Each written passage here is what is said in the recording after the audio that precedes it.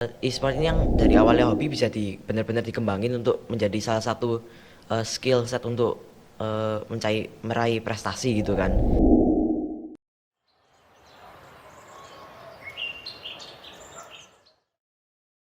Oke, halo, selamat pagi semuanya. Kembali lagi di Space pagi ini. Hari ini saya ditemani oleh salah satu siswa yang baru kelas 8 nih.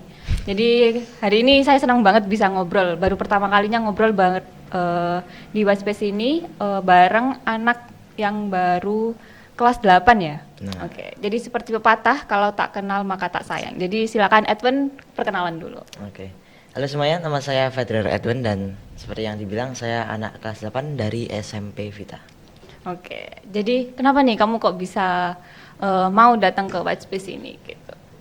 Yang pastinya pertama karena dapat kesempatan kan, jarang-jarang juga diajak podcast dan saya juga pada dasarnya belum pernah ngikut ke podcast apa-apa Baru gitu, pertama kali baru ya? pertama kali. Oke, Jadi ya daripada dilewatin mending ngambil aja langsung kesempatannya gitu. ya bagus. Oke, jadi hari ini kita mau membahas tentang e-sport sama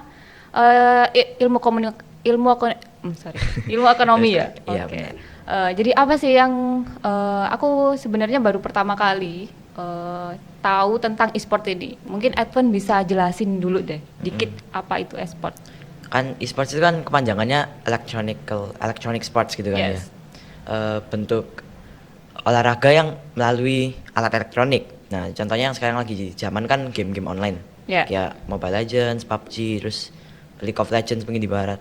Dan itu kan eh, pro player yang emang mereka udah jago di game-game yang mereka masing-masing itu eh, bertanding dengan pro player lain untuk mengetahui ya tim yang paling bagus yang mana, tim yang paling kompak, paling hebat gitu kan. Oke. Dan dari lomba-lomba itu kan mereka akhirnya bisa dapat prestasi, dapat prize pool, terus bisa bawa nama negara juga bahkan kok misalnya sampai ke yang Internasional. internasional, iya. Yes.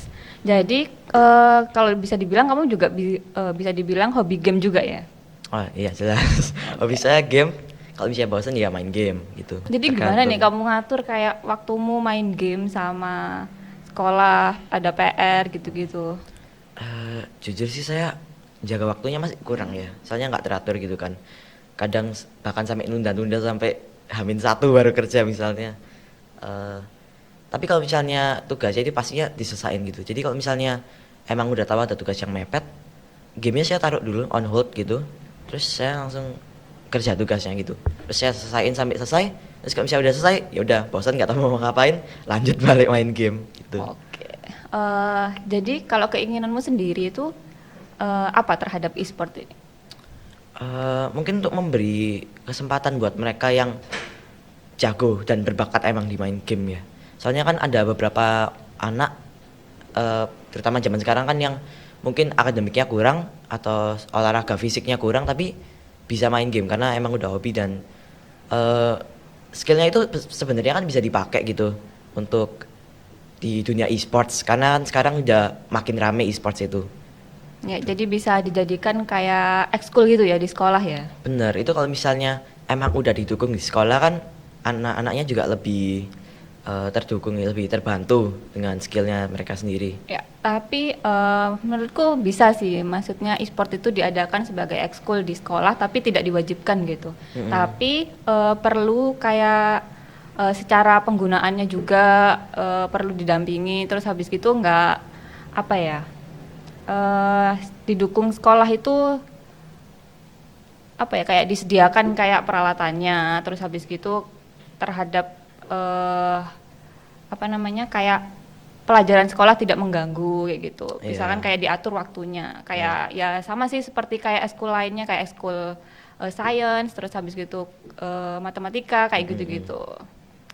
Nah, oke. Jadi selanjutnya kalau misalkan di sekolah Edwin nih ada e-sport gitu, Edwin bakalan ikut nggak? Kayaknya pasti sih. Pertama kalau misalnya jadwalnya nggak nabrak terus waktunya emang nggak terlalu sibuk ya, kayaknya pasti ngikut. Karena ya emang udah suka, udah hobi gitu.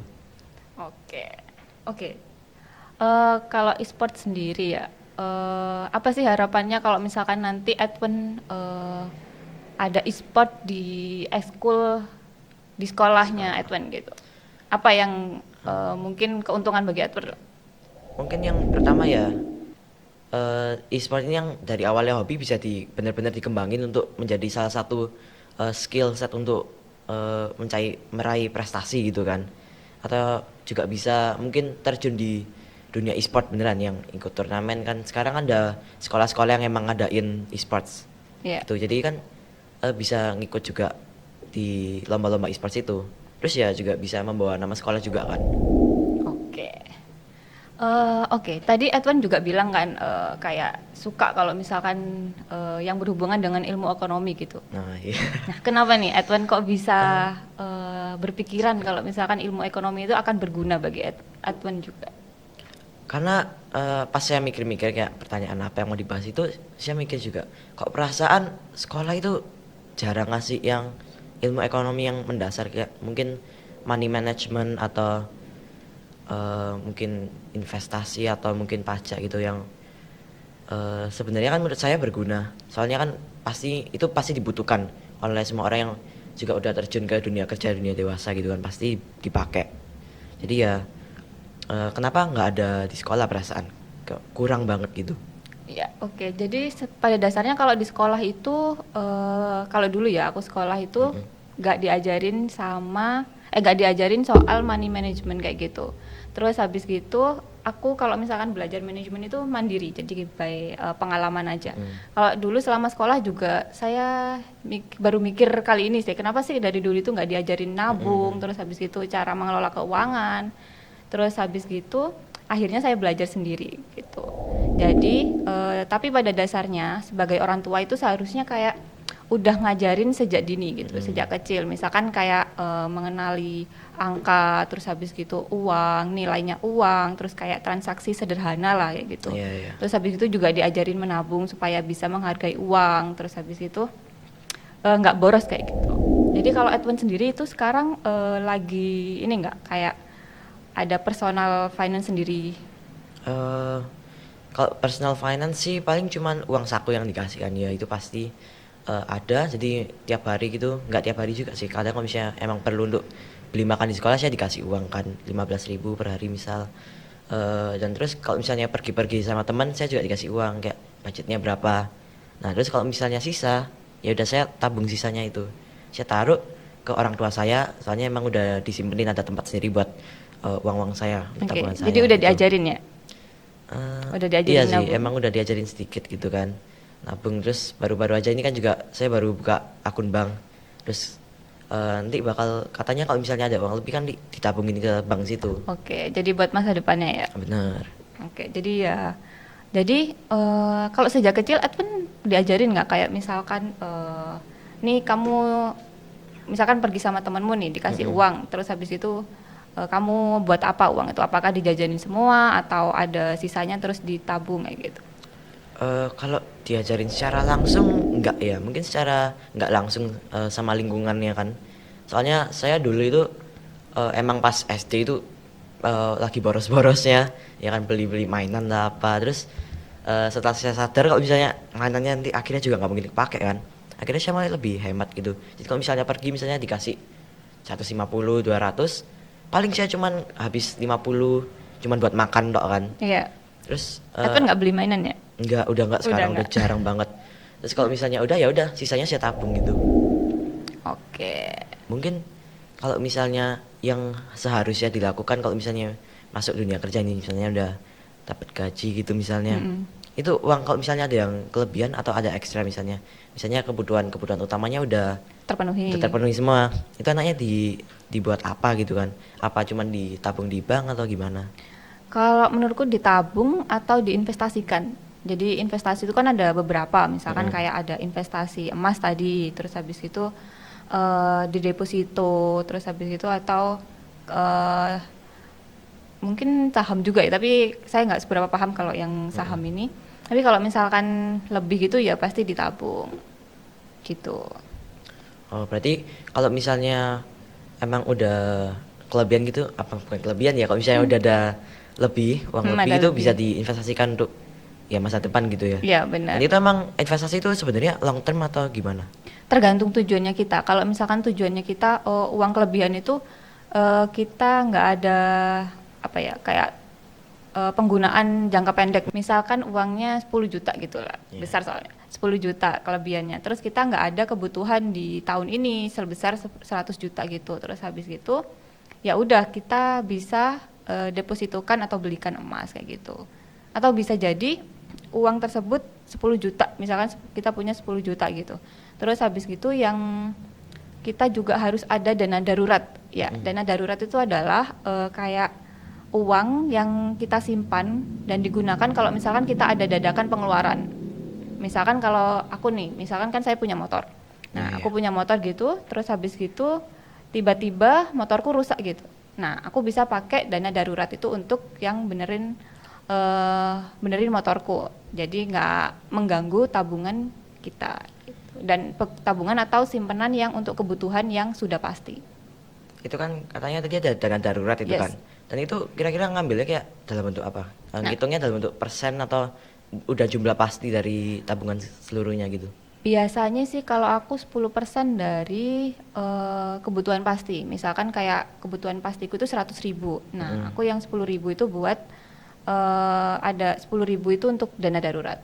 Gitu. Oh, berarti udah kebutuhan pastinya dihitung dulu berapa gitu? Iya, Berapa persen? Terus iya benar. akhirnya dana darurat tuh 10% dari Iya, tapi itu. tergantung kebutuhannya sih, tergantung masing-masing orang. Oh, Kalau iya, aku iya. biasanya 10% gitu. Berarti ngatur uangnya itu penting ya, Kak? Misalnya berapa persen ke kebutuhan ini, terus ke apa gitu. Iya, jadi sebenarnya sih tergantung masing-masing orang ya. Ada orang itu yang pakai sistemnya 50, 30, 20. 50% buat kebutuhan yang sudah pasti, terus habis itu 30% untuk ditabung, terus 20% biasanya untuk ada yang berbagi atau sedekah gitu biasanya. Oh iya, iya. Gitu. Terus habis itu ada yang kebutuhan pasti itu biasanya sudah termasuk sama dana darurat, Oh, berarti udah termasuk di dalamnya. included gitu ya.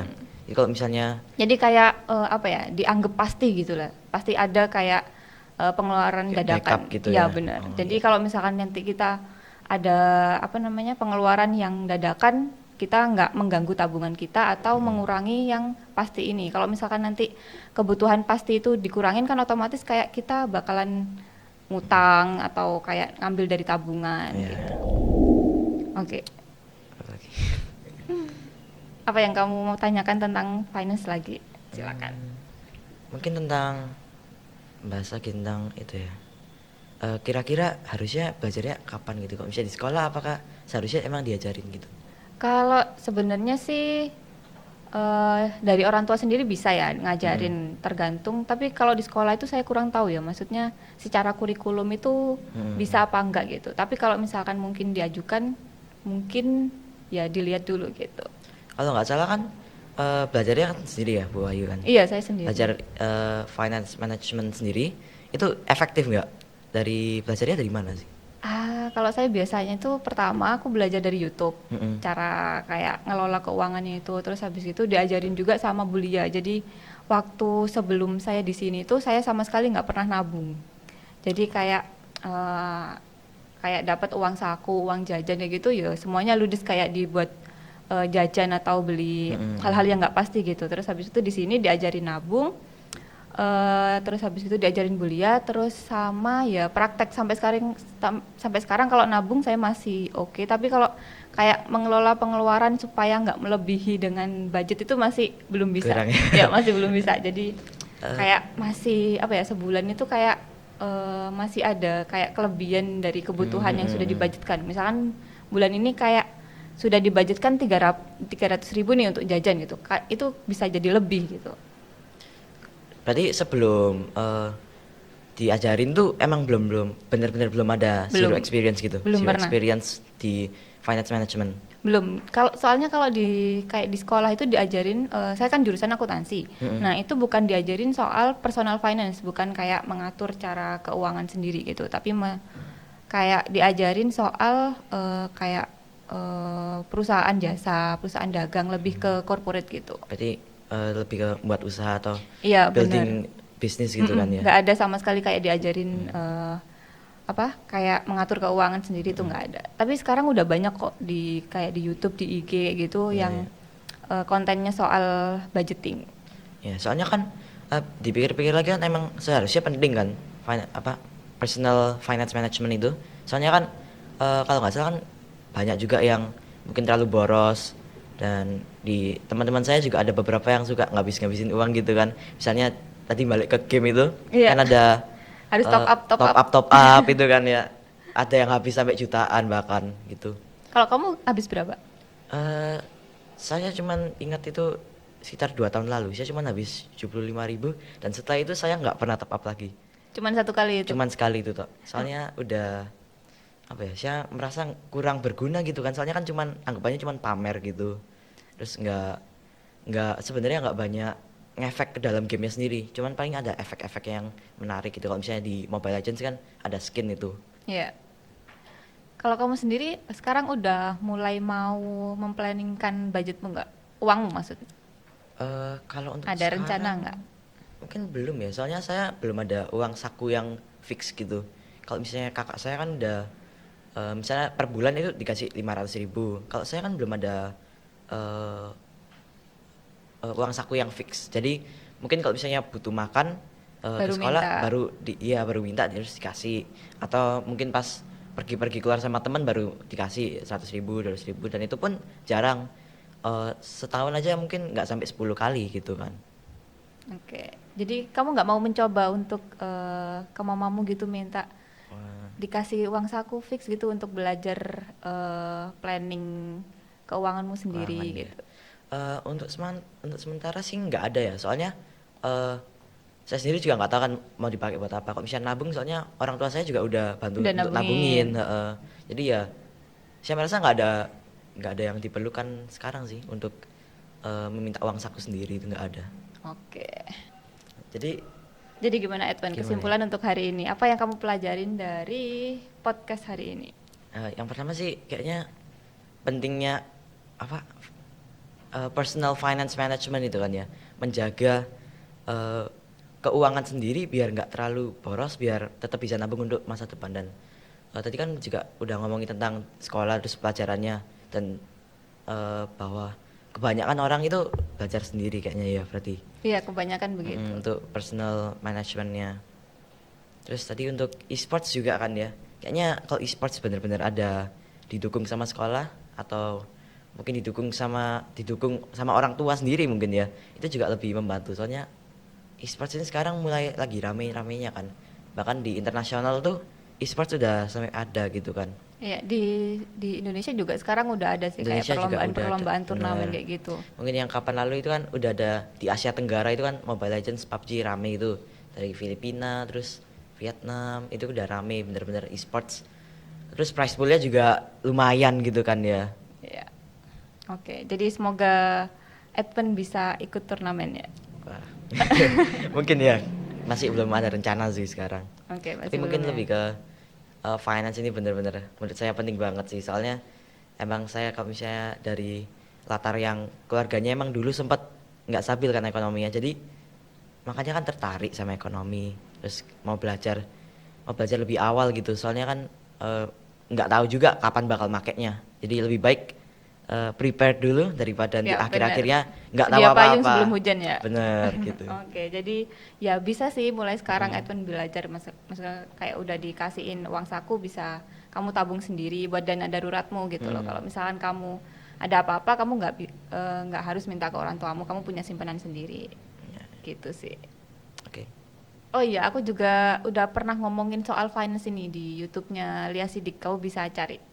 Oh ada berarti ya di Udah, YouTube-nya. udah Oke, pernah. nanti tak cekin. Oke, thank you Edwin. Hari ini Thank you sudah Bu hadir Wahyu. di White Space hari ini. Semoga yang dipelajarin hari ini itu bermanfaat. Oke, terima kasih. Thank you thinkers for joining White Space today. See you next week. Bye.